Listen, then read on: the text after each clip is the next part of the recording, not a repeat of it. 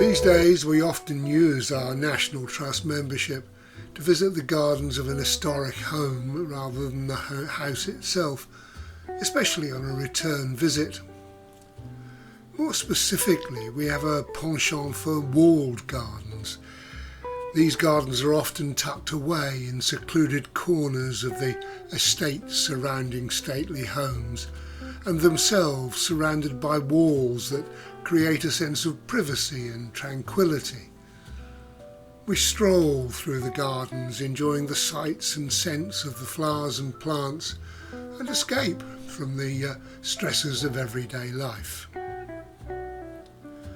Located in North Somerset, Tintersfield is a Victorian Gothic revival estate, and the walled gardens were designed to provide fresh produce and are surrounded by high walls made of red sandstone, which create a sheltered microclimate that allows for the cultivation of a wide variety of fruits and vegetables and flowers. Beautifully restored, visitors can explore the gardens and admire the colourful flowers and exotic plants that grow within, and different seasons create different versions of this garden. And in spring, the display is a wonderfully bright collection of highly coloured flowers from bulbs in full bloom in the rose garden area and in the walled garden itself. And that rose garden has over 400 different varieties of roses. Tulips, banks of them. Tulips of all colours, shapes and sizes.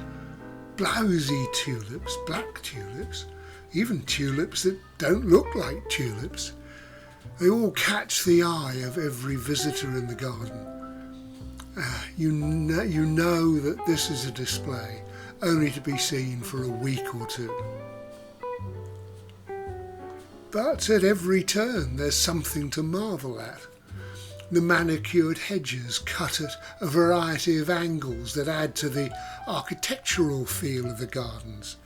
The meticulous work of the gardeners as each bed is turned to productive use, and of course the marvellously restored glasshouses, once used to grow exotic plants such as pineapples and melons, and today home to a variety of interesting tropical plants. These gardens represent Britain when it was at the height of its industrial power. They were designed to be both functional and aesthetically pleasing. Show-off toys for the rich landowners, but productive, feeding the kitchens of the big house and the estate beyond. And the walls surrounding the gardens create that microclimate that not only allows for the cultivation of plants that might not survive in the open air, but also creates a little haven for the visitor out of the cool winds of spring. In addition to their beauty, walled gardens are also educational.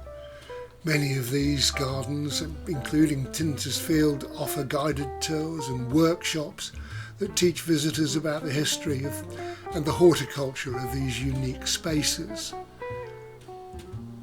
And the orangery at Tintersfield is another stunning feature of this estate. Sitting beside the walled garden, it's a large, imposing building that features a glass roof and walls. Recently restored, the orangery is home to a variety of potted citrus trees, including oranges, lemons and grapefruits, and currently some of those lovely tulips. And later in the year it houses an impressive collection of camellias and carnivorous plants. The clean, sharp, almost modernistic lines of the building and the exotic plants make this space a must-see. So, walled gardens, a peaceful retreat.